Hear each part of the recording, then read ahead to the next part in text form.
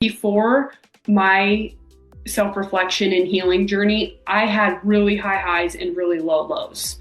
Now, I still have rolling hills. Like, it's never going to be consistent. That's just not when you're passionate and intense at a certain level, that's just not possible. But how can we minimize so we don't get the really high highs and the really low lows? Like, that's what we're going for. It's always going to be a little bit of a roller coaster, and that's okay. But you tuning into, oh, this is what it feels like in my body when I'm at this point. This is where, when I'm at the red line, and knowing the coping mechanisms and the choices to make in those spaces, that's all we can do, right?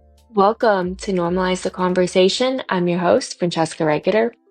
Today, I'm joined by Lindsay Leahy, the author of Take It All Apart and founder of the Restoration Project, a woman-owned coaching and consulting practice helping individuals and organizations live, lead, and work with intention. In this episode, we dive into what it really means to take it all apart and rebuild a life aligned with who you are. Join us as we explore how self-awareness, acceptance, and responsibility can transform your relationship with yourself, your purpose, and your peace. If you feel like something's missing or no longer working, this might be your invitation to rebuild from the inside out. Lindsay, thank you so much for joining me today. I am super excited for our conversation. Before we begin, I want to check in. How are you really? Oh, I love this question. Today, I am standing in the middle of joy and sadness. We just hosted a family reunion over the weekend. And so it's such a blessing to get to be with everybody. It always goes by too fast. And then there's just that realization of how fast time goes and how short life is, and the fact that some of us that were together might not be here next year. We've got some relatives in their 90s, and so it's just yay for the time together. What if this is the only time that we get, kind of thing. Yeah. Oh, it's so, family reunions are so great, yet so heartbreaking in so many ways. I just visited my family for the first time in like 5 or 6 months. I recently moved, and my grandmother has Alzheimer's, and I was her caretaker for so long. And not seeing her for a while and then seeing her and seeing the decline, it was heart-wrenching because will she be here next time I visit? How much longer do I have? So seeing your family is so great, yet it's bittersweet sometimes. That's a perfect way to put it. Bittersweet. Yeah. And I think as humans, we're not very good at, I know I'm not very good sometimes at standing in the middle and allowing the sadness and the joy to coexist. So I'm trying to get better at allowing that in those big moments and in the small moments of everyday life. Yeah, same. I am so caught up in my head all the time and worried about what's happening, what's next, that I really take the moment to exist in the present and just enjoy the good. And Mm. so silly that I do that because the worst part's when you're aware, you know?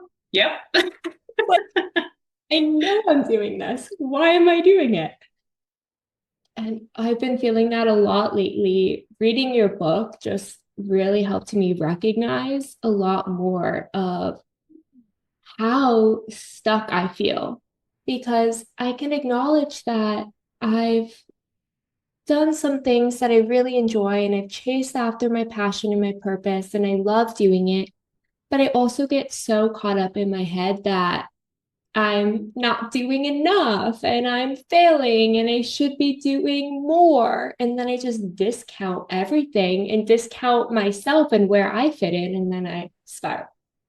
Yes, and that is normal. And that will get better as you age, But I just love that you're doing this deep dive self exploration work so early in your journey. And I know that for you, that was prompted by some really difficult times, but it's just so encouraging for me to see you leading the way for these conversations to happen earlier in life so that you don't end up like me in late 30s, early 40s trying to figure some of these things out or contemplating some of these things for the first time. I'm so excited to see what the next generation, how this evolves and manifests, because there's a different level of emotional intelligence and self-awareness in a lot of respects. We're having a lot more conversations. And I think social media has really helped with that because it's expanded the reach of what's happening in the world and different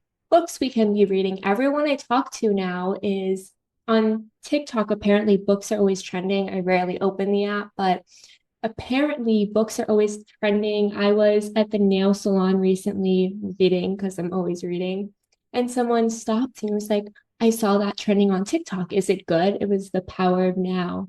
Oh, love And that book. I recognize how many of us are starting earlier and Hmm. recognizing what we can do and how we can live in the present moment and find ways. One thing you said in your book that I really, really liked was make it matter, make it meaningful. And I think we're Mm, starting to do that a lot earlier. I agree with that. And because we're asking the big questions that I think generations before have ignored. And sometimes that's just simply been out of survival, right? When you're surviving, you don't have the luxury to dig in at a certain level of awareness. It was so, I think for prior generations, there was a lot more focus on what I should do. Hmm. And now we're finally starting to say, what do we want to do? And Hmm. that's kind of scary because at least, well, I can't say for sure because I've always done after what I want. But I imagine with the shoulds, it's kind of like a step-by-step guide. Like this is what I should be doing, go after it, and it's lined up and predictable. Versus the wants, it feels to me a lot scarier because you're navigating it for the first time without this guide, going against what everyone has told you you should do and told you you should be. And I get so caught up in all the reasons I'm not doing enough with that and what I telling myself maybe I should be going a more traditional route. And I don't even know where I was going with this, but it's a lot. Well, it's a really so I get the privilege to work with a couple of teenagers, coach them one on one, just because I worked with their dads in the executive realm, and they're like, "Hey, I think my daughter could use some support like this." And the beauty of doing that has been, um, in one instance, this beautiful young woman, she just has so much potential and she has, and I'm going to use a word that a lot of us don't like to use sometimes, but privilege. She's got a lot of options and she's been born into this family that's worked really hard and she's set up really well. And I find her self-sabotaging out of guilt and making choices because she feels bad about the privilege that she has. And I've told her very often and over again, like, her name's Paige. Paige, I want you to choose what's going to be in alignment with who God made you to be and how you're going to feel best in the world, because that's how your light shines brighter. That's how you bring peace, love, and kindness to the world, is making the choices that allow peace, love, and kindness to exist in you. And that's what we all need, right? So if you're operating in this anxious state and always making yourself feel guilty about things or doing things out of obligation, you're never going to bring your power into the world that the world needs. Does that make sense? It does. And that's so powerful because there is a lot of guilt that comes with privilege. And I've been very, very blessed and very, very lucky to have a lot of different forms of privilege to be able to chase after what I want starting at the age of 12. And that's not the norm for so many. And there is a lot of guilt that, I should be doing more. I should be helping more. I should be so much further along because I've had these opportunities. And then, yeah, you self sabotage because you're so focused on how I'm not enough, how I am failing, that you don't recognize the good that you are and the good that you can create.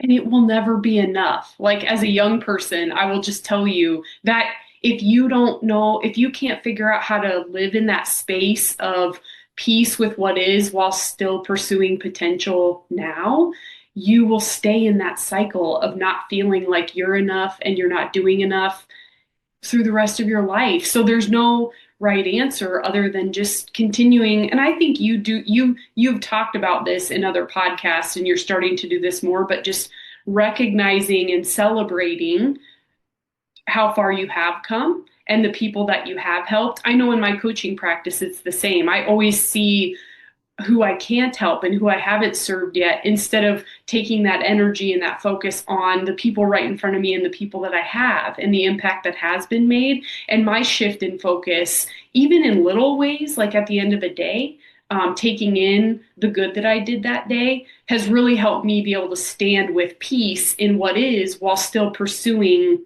what could be and isn't yet, and having both. Being able to recognize today I did all this good, I've helped so many people because a lot of times progress feels very small. And Yes. when it's ourselves, we often don't see it. So being able to take time to acknowledge it, even if it's something small or if it's something big each day, really can make a difference. The beginning of this year, I started a happiness jar and I write down 1 to 3 things that make me happy each day. And I found as the months have gone by, I've been focusing more on things that I did and accomplished. Maybe it was a meeting that I had that a year ago, that person would not have given me the time of day, and I finally got through. Maybe it was standing up for myself and advocating for myself in some way, and being able to recognize small wins instead of so focused on that end goal and why am I. Yes. That's powerful. And I find this to be helpful too, especially I work with a lot of female executives who are juggling an awesome career while also trying to be a mom and keep the home together. And so for them, it's the same. It's like, you don't need to do any more or be any more. You just need to recognize all that you're doing and all that you're being in this space. So, a practice that I have them work on often is like when you're washing the bottles or when you're doing laundry, instead of just of it as something you have to do, be really mindful of reminding yourself that you're doing this for the good of your family. And the feeling you have in your body while you're doing it and the way that you recognize it then holds differently. And you feel more fulfilled when you can be mindful and kind of step into that in a mindful way instead of just trying to check it off the list and move busily and distractedly to the next thing, you know? Intention makes all the difference when you change the way that you're approaching something versus I have to, I need to, versus I get to, I want to, I enjoy this. Really changes, at least for me, it's really changed a lot of how I approach life. In the beginning, it was like, oh, I have to get out of bed because I have to take this meeting. Oh, wait, I love this. Why am I waking up rolling my eyes?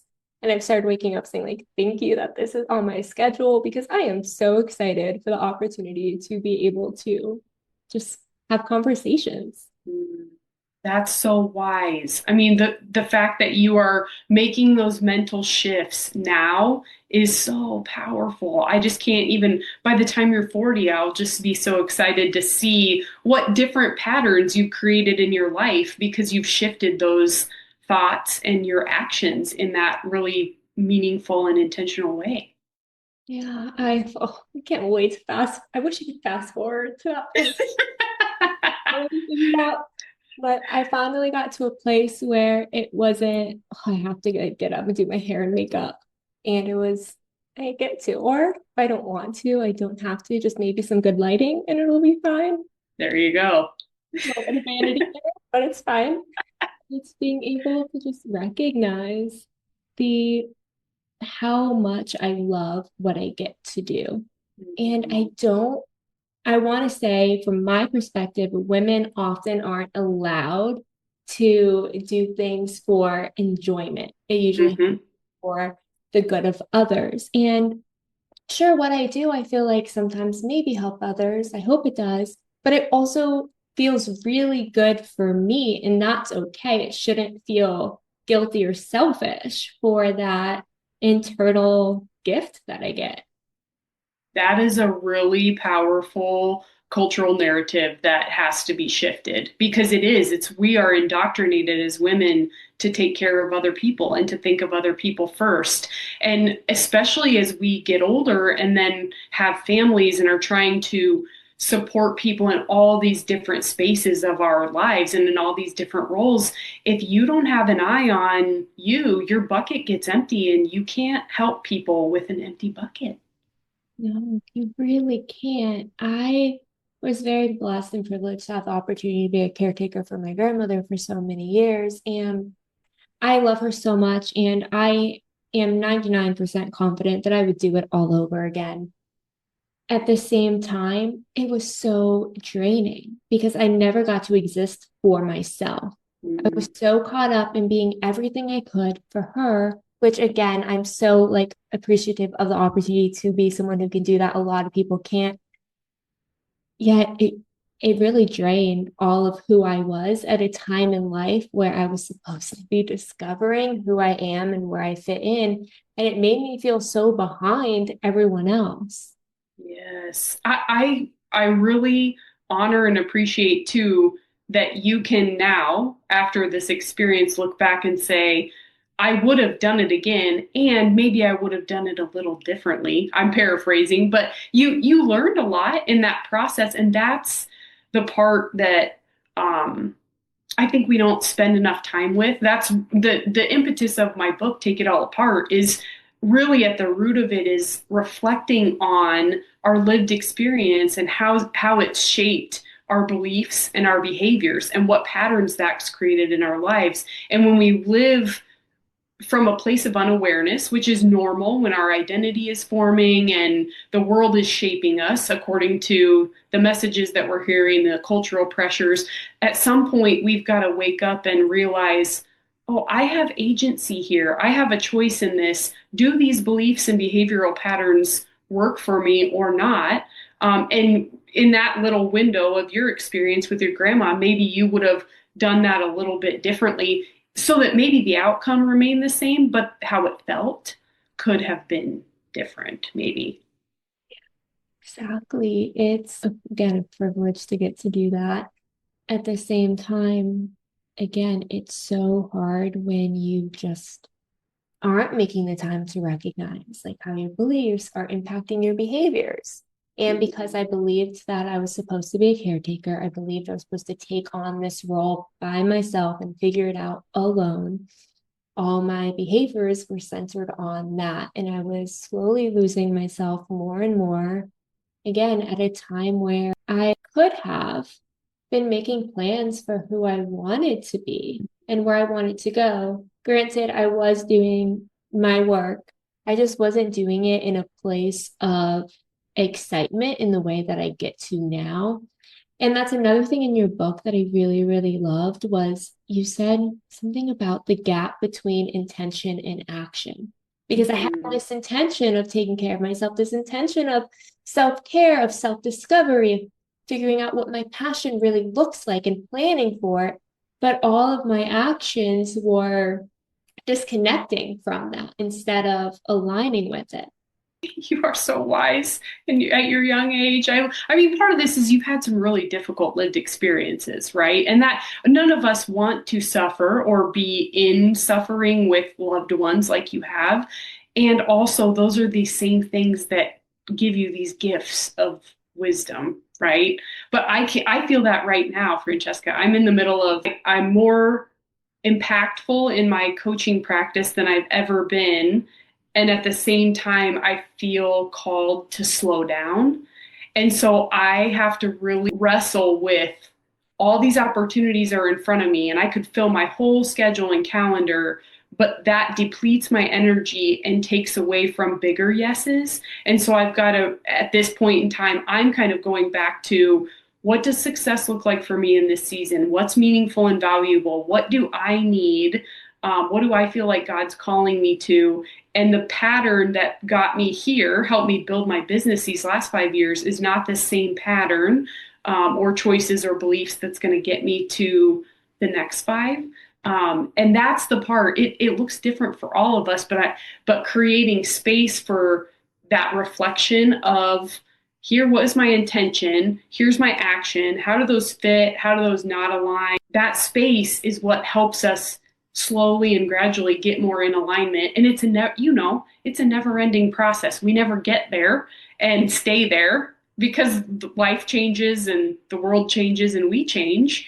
But getting into that routine of evaluating what you want against what you're doing or what you're saying, like for me, I want to be a peaceful person. I want to bring peace into the world. Well, when I'm busy all the time, I don't speak words peacefully. I don't exude, and peaceful energy. And so I have to really be thinking all the time about what I want to bring into the world and how things are oriented or misaligned to that. That reflection piece is so important. How do you know when to reflect? Is it something you do on a routine basis? Is it just awareness of, oh, it's time maybe to reflect? How do you know when? I am now at a place where I do it regularly, both personally and professionally. So I kind of wear different hats and am like, am I the person that I want to be in this space? And I'm journaling about that weekly, usually. And then, am I achieving what I want to? And I'm kind of checking in on that almost daily. Like, are my actions feeding where I want to go? But I would say at the beginning, it was more about the feeling, like when I'm stressed out or high anxiety, that would be the invitation to don't do anymore, stop the doing, and create some space to get everything on paper that's on my heart, my mind, and my to do list and figure out where those things are misaligned. It's 100% time for me to reflect. You're in that stress season? Yeah, I stay up till 2:45, 3 a.m., and then get up at 5:45 every morning. It takes a lot of eye masks and to look like I'm awake. And multiple energy Caffeine. shots a day. Full disclosure on what it looks like right now. And I just get to that place where I I feel like maybe you relate to this. That feeling of I love what I do so much that I don't want to slow down. Yes. And it's like on the brink of new things and opportunities are right there. And it's like, is this everything that I wanted? Is this blocking me from opening up to something else? How do I know? So I just keep going and going until Friday. It was Friday night. I finally broke down. I was just in tears and I was like, I feel like I'm not accomplishing anything. And yet I'm working till I genuinely like pass out at my desk. What is wrong? It's so hard when, again, you love what you do so much. It's hard to separate out who I am and where I fit in, where I end and my work begins. Oh my goodness, yes. And so I'll just give you a couple of things to think about for my last 5 years because I am in the same place of I love what I do so much that if I don't put boundaries in place, I'm working 24/7. And then and you know this, right? Even when you love what you do, it's still work and it still takes energy instead of gives energy like our life-giving fun activities do. And we need to purposefully create that cycle of giving and receiving. Otherwise, we're always giving and never receiving, and then we get to burn out, stress out, fall down at our desk, right? So for me, it's thinking about what an ideal, this helped me a lot. It's like, okay, my number one priority in my work is to support clients one on one because we do a lot of different things. But in those one on one interactions is where I feel like I connect the most with people. I see the most transformation, both inside them professionally and personally.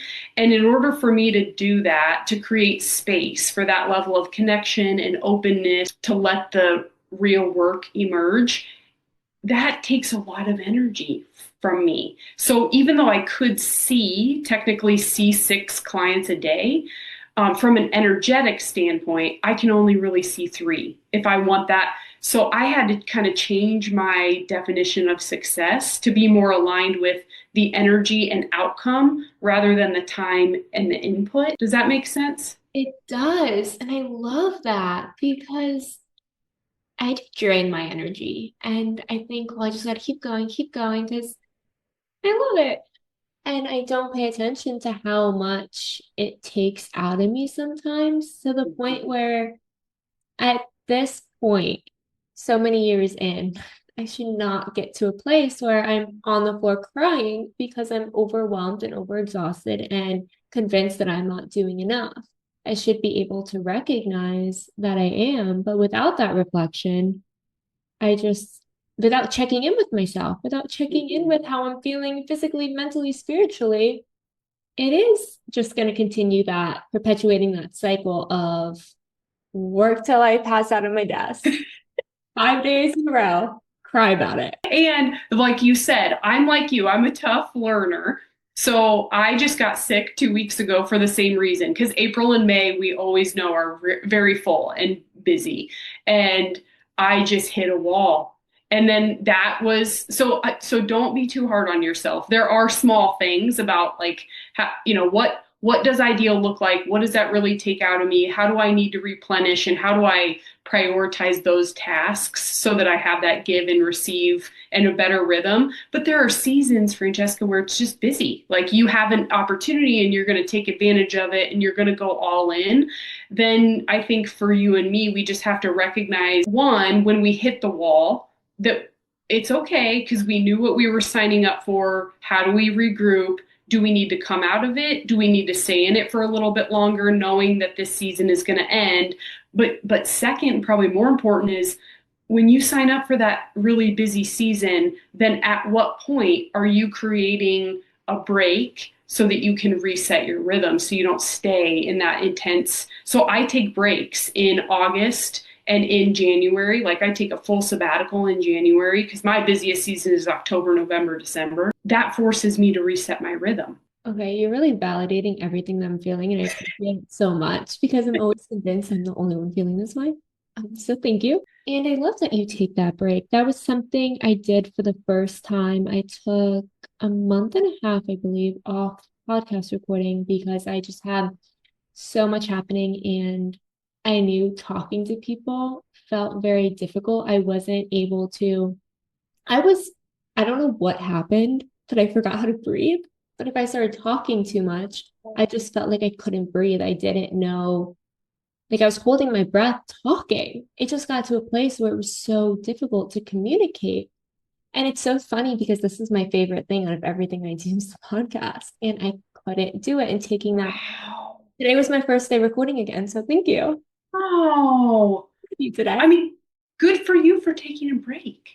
And I love that you have that place where you take that break too, and being able to recognize after the busy seasons, and you to start reflecting on that more. Well, and you said something important there. One of your favorite things became something that you didn't enjoy or were dreading or, just weren't feeling good about. Like that's an indicator that we're in burnout. And that I don't you because you have so much passion and intensity and because you're so successful already, which that's just going to grow. You're just a baby. You have so much opportunity in life in front of you. You figuring out how you're wired and what you need in those spaces is going to be so important because don't shame yourself in. Here's how I would explain it. Before my self reflection and healing journey, I had really high highs and really low lows. Now, I still have rolling hills. Like it's never going to be consistent. That's just not when you're passionate and intense at a certain level, that's just not possible. But how can we minimize so we don't get the really high highs and the really low lows? Like that's what we're going for. It's always going to be a little bit of a roller coaster and that's okay, but you tuning into oh, this is what it feels like in my body when I'm at this point. This is where when I'm at the red line and knowing the coping mechanisms and the choices to make in those spaces, that's all we can do, right? We're wired the way we're wired. That brings so much relief because I'm so convinced all the time that it has to be the highs, right? And any dip, I'm completely convinced that I'm failing and the world is ending to the most dramatic extent possible. And it's really reassuring to know that that's normal. It's not supposed to be. I mean, I guess that makes sense. Like, it wouldn't be the highs if you didn't dip a little. So it's really Yes. to think about. And you're taking a step back and building in those seasons the energy and the capacity for the next big thing, right? That's what we think growth is just this straight trajectory when really it's a little bit of growth and then you plateau and then you maybe even dip a little bit and then grow. And that's with companies, with teams, and with us as individuals, like that idea of reaping and sowing. Because when I put my book in the world, I was exerting so much energy to get the book out, to get it released, to have all these things to introduce it to the world. But then I needed that, 5, 6 months of pulling back and preparing for that next phase of growth and those next. And so I'm trying to do the same, is like really embrace, what season am I in right now? What should that rhythm look like? And if I'm in a season of sowing seeds, right, and hustling and trying to make connections or get something out, then I kind of embrace that for what it is. But after you achieve something, like put one of your workbooks out or have a big event or something, there's got to be that coming back and gathering strength and resilience, because you're going to keep leveling up. And if we don't make that space to prepare for the next level, we're going to get burned out when that opportunity comes, right?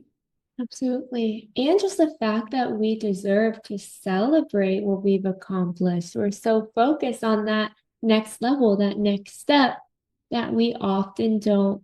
I think for me, at least, that burnout really happens when I don't take a chance to acknowledge and I just keep pushing myself mentally to think that I need to be doing more, I need to be doing more. And then physically, I stop sleeping and end up Yes. crashing. But if I feel that if we took more time to celebrate and acknowledge all that we've accomplished with each milestone, I mean, also with these big milestones, I mean, writing a book and releasing it, that's huge. That's amazing. And I love there were so many lines that have stuck in my head that I'm Oh, constantly thinking about, and I appreciate that.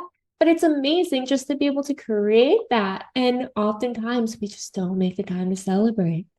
yeah. And there's a lot of, so I know my wounds, right? I know the beliefs that keep me from the space of resting or celebrating. One is very self-focused. I'm not worthy. I haven't done enough, right? To rest, like I'm not good enough. I haven't earned it. But the other one that's probably even more dangerous for me that I'm really focused on right now is, if I don't do it, no one will, like the rescuer protector one. And that, how egotistical is that, Francesco? If I don't help them, they're not going to get helped. That is ridiculous. I mean, that's such, I feel that all the time. I don't do it. Who's going to do it? Mm-hmm. At 12 years old, I was like, I have to change the world. And I was like, it's going to be me. And I'd love to be part of it. Like, I can recognize now, I would love to be part of it. I can't do it alone. I might think I can half of the time and convince myself that I should, but I can't. And it's so hard to get out of that mindset Mm-hmm. because, again, as women, we're taught to be the caretaker and to take it all on. So naturally, instinctively, we're like, okay, I'm taking on the weight of the world on my shoulders and I'm going to be the one. I'm going to protect someone and help someone because that's my role within the Yes. world. And this is the interesting thing to me. Like at such a young age, you are changing the world. Like you have a huge following and you're doing all these amazing things and creating space for conversations like this that you will have no idea the ripple effect that that has in the world. So it's just interesting, like as an outsider, right, I can say, well, you've already done it. Like, and you still have so much upside, right? But I wish we could see that for ourselves. Like, that's for my clients. I'm always like, I wish for 2 minutes you could be in my head, seeing and hearing and thinking all that I do about you. Because if we had that perspective of how others see us or think about us, we would feel a lot better about resting and celebrating, you know? I always say to my friends, I'm like, I wish you could see yourself the way I see you. And that's so true. If only we could see ourselves through the eyes of others, we may, just from an outside perspective, and really be able to see it without the thoughts in our head telling us all the reasons we're not worthy or not good enough and not doing enough. It really would make such a difference. I mean, just showing up in life, not so caught up in my head of should be doing more. Why am I not doing more? Don't sleep, don't eat, just keep going.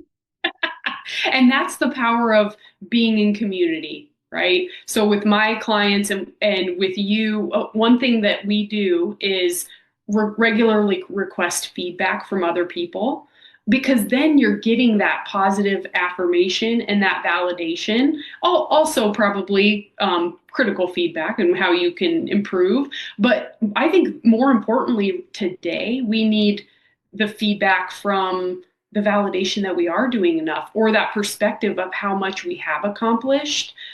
That's the most important part of feedback that we never really talk about. And honestly, why I ask for feedback very regularly from my teammates, from my clients, from my husband, from others, just so that I have that bigger perspective of the impact and all that I am, adding value to and invested in, because otherwise I can't see it.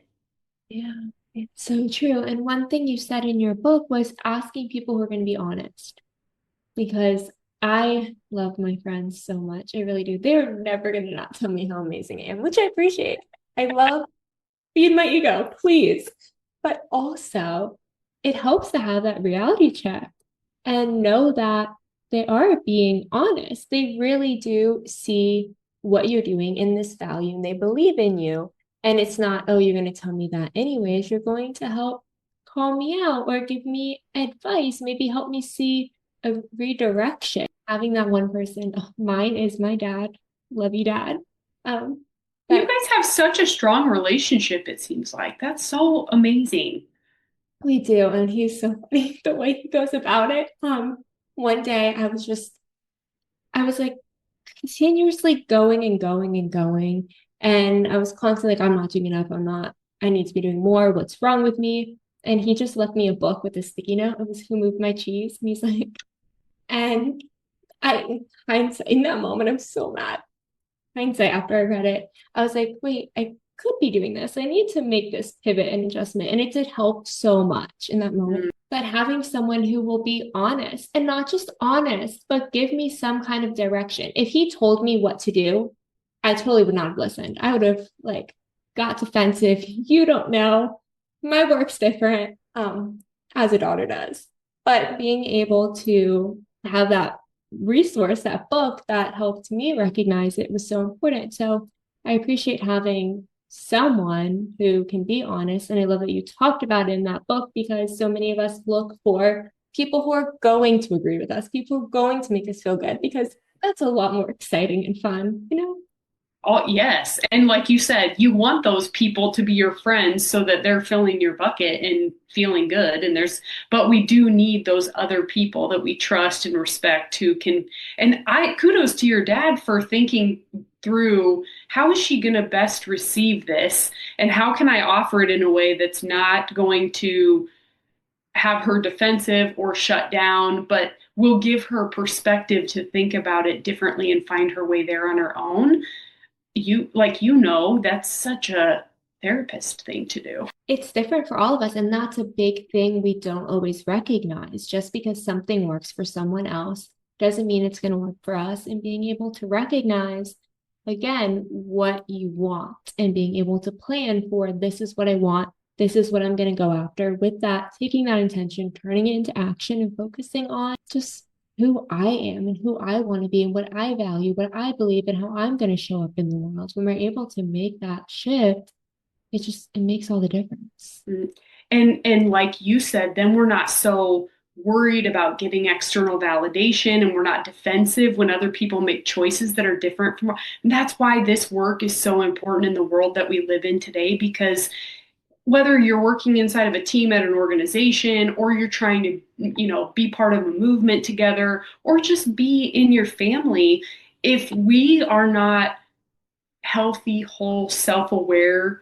people, then we're trying to get things from other people that we need to find inside of ourselves, or we're taking offense to things that really shouldn't cause us to be concerned. Like in Take It All Apart, it's like I'm trying to invite people into this place of you understanding yourself better and getting your own house in order so that as the world around you continues to be chaotic and full of struggle and uncertainty, which it will, that you can stand in that place of confidence and calmness and compassion, and invite other people into a conversation so that we can make progress. Because today we see this from the top levels of leadership, government, all these corporate organizations, they're not in that space of being healthy and whole. And then we're blaming other people, we're complaining, we're being terrible to each other, and we can't make progress on anything in that space. It's so easy to blame someone else. It is so much easier to be like, they did this. If they change, then everything will change. And I believe you said this in the book too. You can't control how other people feel. You can't control their emotions. You can't control any of that. So when you're so hyper focused on, well, it must be them, without taking that self-awareness, you can't make progress. Things can't change. And you are the one who's suffering. When I sit there and, sorry, Dad, I'm just going to keep using you as an example, blaming my dad for something not working out, then he's not the one suffering. He's like, okay, brushes it off his shoulder because it's not his fault. It's nothing to do with him. But for me, I'm the one who's living in this pain, right? Living in my head saying, well, it's everyone else's fault, sabotaging myself, feeling angry, feeling frustrated. I'm the one feeling it, not him. So who's going to make progress in life? Not me, because I'm so stuck in it's everyone else's fault. I just can't do anything about it anyways. I hope everybody just listens to that little segment on repeat right there, because that takes courage to take ownership and responsibility of your life and of your choices at that level. There are very few people willing to do that. And that is where the power lies. When you have no one else to blame and you will take radical responsibility for the next step, whatever that looks like, your whole life will change. You have the power within you. It's just your choice if you want to access it. Well, Lindsay, you've been absolutely amazing. For those listening, where can they find your book? So you can find the book at takeitalapartbook.com, any major platform. So Amazon, Barnes and Noble. If I will put a plug in, I'm really passionate about local bookstores. So Swamp Fox Bookstore here in Marion, Iowa is who I sell all my books through. But if you can find a local bookstore in your area and order it from them, I would really appreciate that. I love supporting local. And then for our practice is called the Restoration Project. So you can find us at the-restorationproject.com. Thank you so much for listening to Normalize the Conversation. Don't forget to subscribe, rate, and review. This podcast is an initiative of Inspiring My Generation, focusing on normalizing the conversation, bringing education and awareness to the forefront, and amplifying global voices to spark change and hope. Inspiring My Generation is a 501c3 nonprofit organization on a mission towards suicide prevention through awareness, conversation, education, and support. Connect with us on Instagram at Inspiring My Generation and visit our website inspiringmygeneration.org to learn more about our work and how you can make a difference.